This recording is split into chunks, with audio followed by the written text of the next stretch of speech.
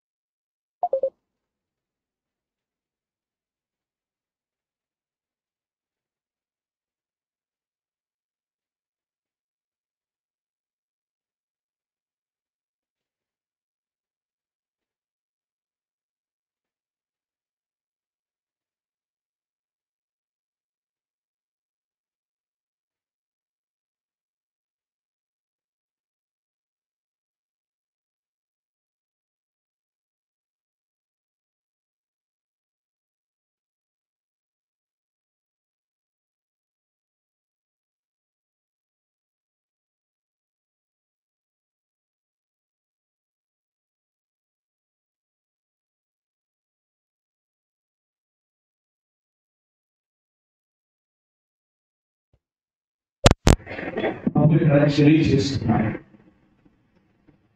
తన ఎదుట ఉన్న జన సమూహాలను చూసి, తన ఎదుట ఇశ్రాయేలు ప్రజలను చూసి, లేక యేసుక్రీస్తు ప్రభువు వారి ఉపదేశాన్ని వినడానికి వచ్చినటువంటి వారిని చూసి, వారికి ధనమును గురించి బోధిస్తున్నాడు. ధనమును గురించి ఆయన ప్రకటిస్తున్నాడు. ధనము కూర్చుకోండి, ధనమును ఏం చేయాలంట? కూర్చుకోండి, కానీ భూమి మీద కూర్చుకోండి. ధనమును ఎక్కడ కూర్చుకోవద్దు? భూమి మీద కూర్చుకోవద్దు. అంటే సంపాదించండి, ధనాన్ని సంపాదించండి, కానీ ధనమును మీరు భూమి మీద సంపాదించవద్దు. భూమి మీద కూర్చుకోవద్దు, కూడబెట్టవద్దు. కూర్చుకోవద్దు అంటే కూడబెట్టదు, దాచుకోవడం. మీరు ధనాన్ని సంపాదించి దాన్ని కూడబెట్టండి, దాచుకోండి. ఎక్కడ అంటే భూమి మీద కాదు, భూమి మీద కాదు. భూమి మీద కనుక ఒకవేళ నీ ధనాన్ని కూర్చుకుంటే, భూమి మీద నీ ధనాన్ని దాచిపెడితే, ఈ భూమి మీద చిమ్మెట ఉంది, తుప్పు ఉంది, దొంగలున్నారు. ఆ చిమ్మట నీ ధనాన్ని తినివేస్తుంది. తుప్పు నీ ధనాన్ని, నీ సంపాదన, నీ స్వాస్థ్యాన్ని తినేస్తుంది. దొంగలున్నారు, ఆ దొంగలు నీ సంపాద్యాన్ని దోచుకుంటారు. కనుక నువ్వు సంపాదించిన దాన్ని, నీ కష్టార్జితాన్ని నీవు ఈ భూమి మీద కూడబెడితే, ఈ భూమి మీద దాచుకుంటే, అది పనికి రాకుండా పోతుంది ఒకరోజు. కానీ నీ ధనము చిమ్మట పట్టకుండా, నీ ధనము తుప్పు పట్టకుండా, నీ ధనము దొంగలు దొంగిలించకుండా ఉండాలి అని అంటే, నీ ధనమును పరలోకములో దాచుకోవాలి అన్నాడు. ఎక్కడ దాచాలంట చెప్పండి? పరలోకంలో దాచుకోవాలి. కొందరు ఇంట్లో దాచుకుంటారు, కొందరు బ్యాంకుల్లో దాస్తారు, కొందరేమో ఇక్కడైతే ఎవరో ఒకళ్ళు నా ఆస్తి ఎంతో కనిపెట్టేస్తారని చెప్పి ఇంకా దూర ప్రాంతంలో దాచుకుంటారు. మరికొందరు అయితే విదేశాల్లో కూడా వెళ్ళిపోయి స్విస్ బ్యాంకుల్లో దాచుకుంటారు. ఎక్కడ దాచుకున్నా, ఈ భూమి మీద ఎక్కడ దాచుకున్నా ఆ ధనము తుప్పు పడుతుంది, ఆ ధనము చిమ్మట పడుతుంది, ఆ ధనమును దొంగలు దొంగిలిస్తారు. కానీ పరలోకములో నీ ధనాన్ని దాచుకుంటే అక్కడ తుప్పు ఉండదు, చిమ్మట ఉండదు, దొంగలు ఉండదు. అక్కడ నీ ధనము క్షేమముగా ఉంటుంది. సరే, మరి ముఖ్యమైన విషయం ఏంటంటే, నీ ధనం ఎక్కడ ఉంటుందో నీ హృదయం కూడా అక్కడ ఉంటుంది అన్నాడు. నీ ధనం ఎక్కడ ఉంటుందో నీ హృదయం కూడా అక్కడే ఉంటుంది. భూమి మీద నీ ధనం ఉందనుకో, నీ మనసు అంతా భూ సంబంధమైన వాటి మీదే ఉంటుంది. పరలోకములో నీ ధనం ఉందనుకో, పర సంబంధమైన వాటి మీద నీ మనసు, నీ హృదయం ఉంటుంది. భూ సంబంధమైన వాటి మీద నీ మనస్సుండి నీ జీవితాన్ని నాశనం చేసుకొని నరకానికి వెళ్ళిపోవటం మంచిదా? పరలోకములో నీ హృదయం ఉండి పరలోక రాజ్యాన్ని స్వతంత్రించుకోవటం మంచిదా? ఏది మంచిదో ఒకసారి యోచించి. యేసుక్రీస్తు ప్రభులు వారు తన ప్రసంగములో ధన సంపాద్యాన్ని గురించి మాట్లాడుతున్నారు, దాన్ని కూడబెట్టుటను గురించి మాట్లాడుతున్నారు. ఆ ధనమును సంపాదించి ఎక్కడ దాచాలో చెప్తున్నాడు ఆయన. ఎక్కడ దాచాలో అని చెప్తున్నాడు. కనుక నీ ధనాన్ని ఈ లోకములో దాచొద్దు, పరలోకములో దాయి. పరలోకములో నీ ధనాన్ని కూడబెట్టు. పరలోకములో నీ ధనం ఉంటే నీ హృదయం పరలోకములోనే ఉంటుంది. పరలోకం మీదే ఉంటుంది నీ మనసు అంతా. పరలోకాన్ని గురించి ఆలోచిస్తావు, పరలోకాన్ని గురించి యోచిస్తావు. ఎప్పుడు నేను పరలోకానికి వెళ్ళాలా, ఎప్పుడు నా స్వాస్థ్యాన్ని, నా ధనము నేను అనుభవించాలా, పరలోకానికి ఎప్పుడు వెళ్ళాలా, నా ప్రతిఫలం నేను ఎప్పుడు అనుభవించాలా, ఆ పరలోక రాజ్యాన్ని నేను ఎప్పుడు స్వతంత్రించుకోవాలా అని నీవు పరలోకాన్ని గురించి ఆలోచిస్తావు. కనుక పరలోకములో నీ ధనాన్ని సమకూర్చు. ఈ లోకములో ఎంత ధనమును సమకూర్చినా, ఎంత దాచిపెట్టినా, ఎన్ని ఆస్తులు కొన్నా, ఎన్ని పొలాలు కొన్నా, నీ ధనము ఎక్కడున్నా సరే ఏమైపోతుంది? చెమ్మట పడుతుంది, ఉప్పు పడుతుంది, పాడైపోతుంది.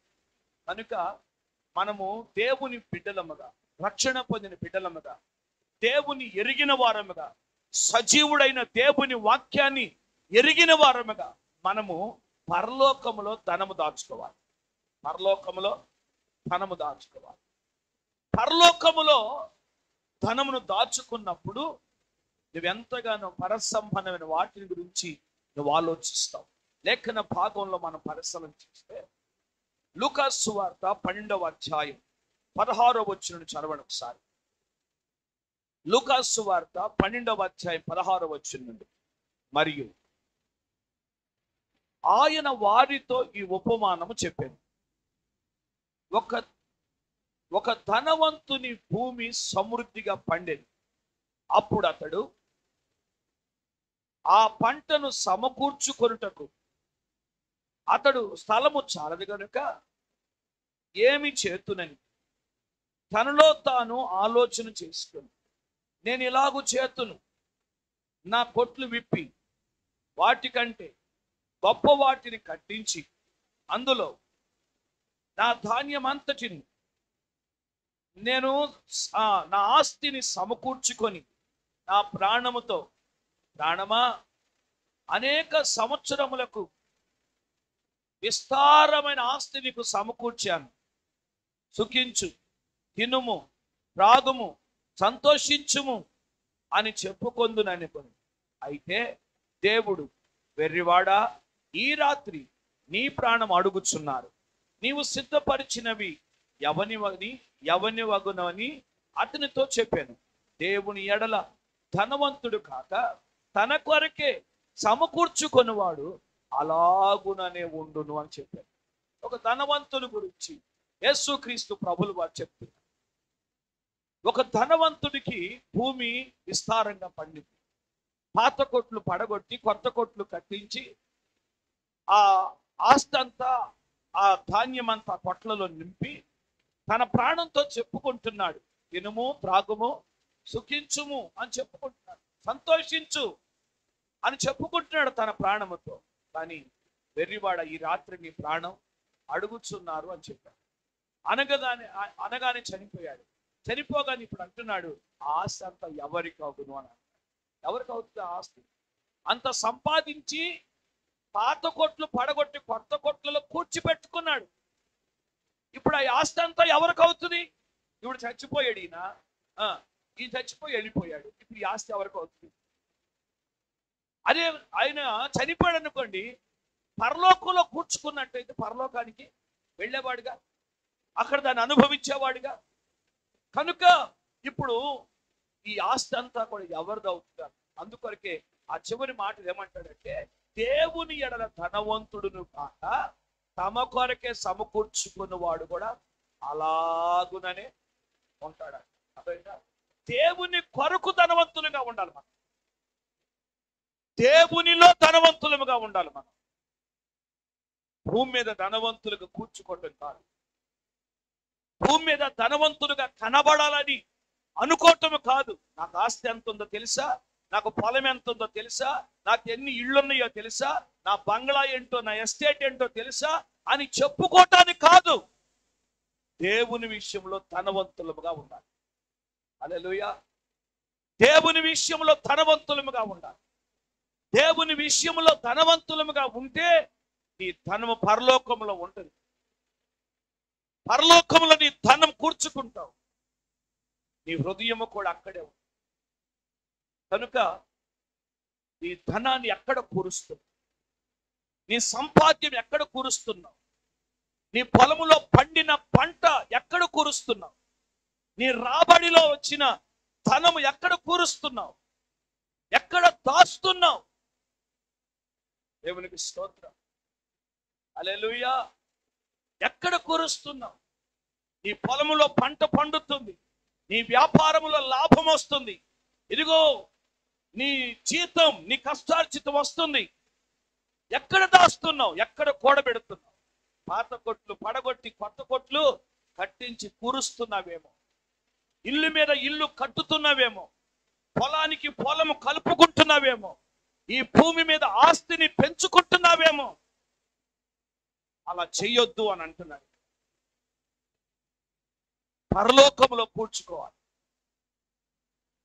పరలోకములో కూర్చుకోవాలి. ఇంకా చెప్పాలి అంటే చదువుదాం దేవుని వాక్యాన్ని. తిమోతికి రాసిన మొదటి పత్రిక 6వ అధ్యాయం 6వ వచనం చదవండి ఒకసారి. తిమోతి మొదటి పత్రిక 6వ అధ్యాయం 6వ వచనం.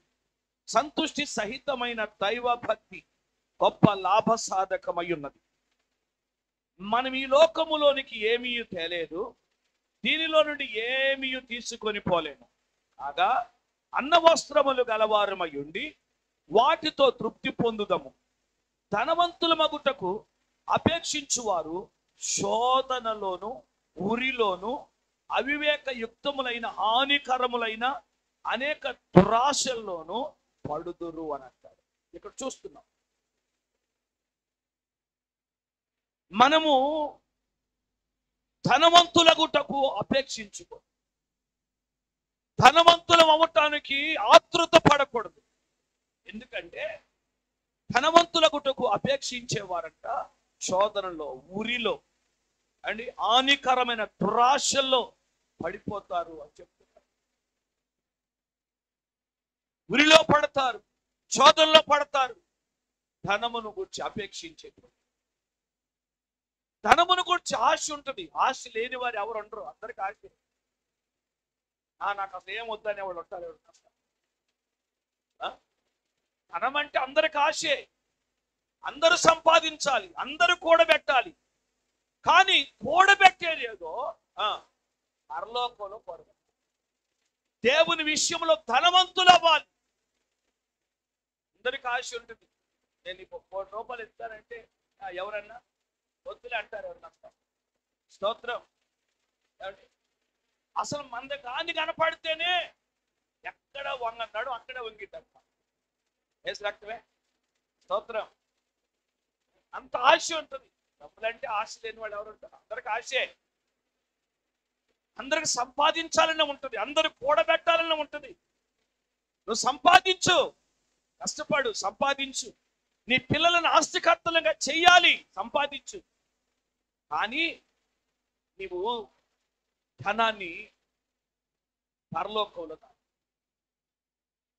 దేవుని విషయంలో ధనవంతులుగా ఉండాలి. దేవుని విషయంలో ధనవంతులు. ఈ లోకంలో మేము ధనవంతులుగా కనబడాలనుకో. ఎవడైనా ధనవంతుడిగా ఉన్నాడా వాడు శోధనలో ఉరిలో పడతాడు అని చెప్పేసి. అండి. తర్వాత అంటాడు, అట్టివి మనుషులను నష్టములోను నాశనములోను ముంచివేయి. ఎందుకనగా ధనాపేక్ష సమస్తమైన కీడులకు మూలము. కొందరు దానిని ఆశించి విశ్వాసం నుండి తొలగిపోయి నానా బాధలతో తమ్మును తామే పొడుచుకున్నారు. నానా బాధలతో తమ్మును తామే పొడుచుకున్నారు. ఎందుకు అనంటే ధనాపేక్ష సమస్తమైన కీడులకు మూలం. ధనాపేక్ష అనేది కీడుకు మూలం. అందరూ దాన్ని ఆశించి దాన్ని అపేక్షించి విశ్వాసం నుండి తొలగిపోయారు. విశ్వాసం నుండి ఏమైపోయారు? తొలగిపోయారు. భక్తిని పాడు చేస్తున్నారు. ధనాన్ని అపేక్షించి విశ్వాసం నుండి తొలగిపోయి భక్తిని పాడు చేసుకొని తమ్మును తామే పడుచుకొని చచ్చిపోయారు.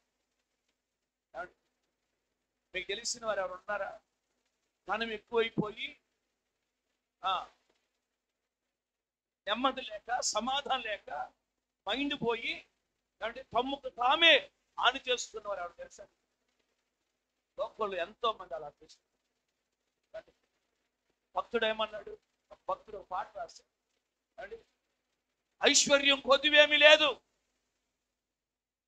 కుటుంబంలో కలతలేమీ లేవు, అయినా నాకు నెమ్మది స్తోత్రం హల్లెలూయా, నాకు నెమ్మది లేదు అని అంటాడు. ఎంతో మంది నెమ్మది లేని జీవితాలు జీవిస్తారు. ధనం ఎక్కువైతే, ధనం మీద నీ హృదయం నీ మనసు ఉంటే ఎంతగానో నెమ్మది లేని పరిస్థితి. అందుకే ధనము సమస్తమైన కీడులకు మూలము అంట. దేవునికి స్తోత్రం చెప్పండి. హల్లెలూయా హల్లెలూయా. తేజోవాసుల స్వాచ్యమందు నన్ను చేర్చుటే నీ నిత్య సంకల్పమా, నన్ను చేర్చుటే నీ నిత్య సంకల్పమా. తేజోవాసుల స్వాచ్యమందు నన్ను చేర్చుటే నీ సంకల్పమా, నన్ను చేర్చుటే నీ నిత్య సంకల్పమా. తేజోవాసుల స్వాచ్యమందు దేవుని ఉద్దేశం, దేవుని ప్రణాళిక తేజోవాసుల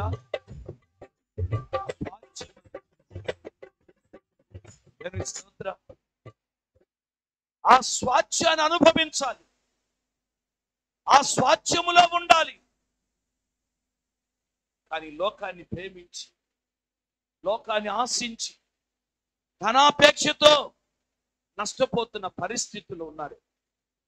అక్కడే తిమోతి మొదటి పత్రికలోని 6వ అధ్యాయంలోని 17వ వచనం నుండి చదివితే 17వ వచనం నుండి, ఇహమందు ధనవంతులైన వారు గర్విష్ఠులు కాక అస్థిరమైన ధనమునందు నమ్మిక ఉంచక సుఖముగా అనుభవించుటకు సమస్తమును మనకు ధారాళముగా దయచేయు దేవుని యందే నమ్మికయుంచుడి అని ఆజ్ఞాపించుము అని అంటాడు.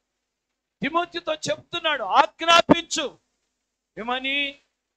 ఇహమందు ఒకవేళ మీరు ధనవంతులుగా ఉంటే గర్విష్ఠులుగా ఉండొద్దు అని అంటాడు. అస్థిరమైన ధనము యందు నమ్మిక ఉంచొద్దు అని అంటాడు. మీ ఆస్తి, మీ ధనం మీరు సుఖముగా అనుభవించాలంటే సమస్తమును మనకు ధారాళముగా దయచేయుచున్న దేవుని యందే నమ్మిక ఉంచాలి. దేవుని స్తోత్రం హల్లెలూయా. ఎవరి యందు నమ్మిక ఉంచాలి? దేవుని యందే నమ్మిక ఉంచాలి.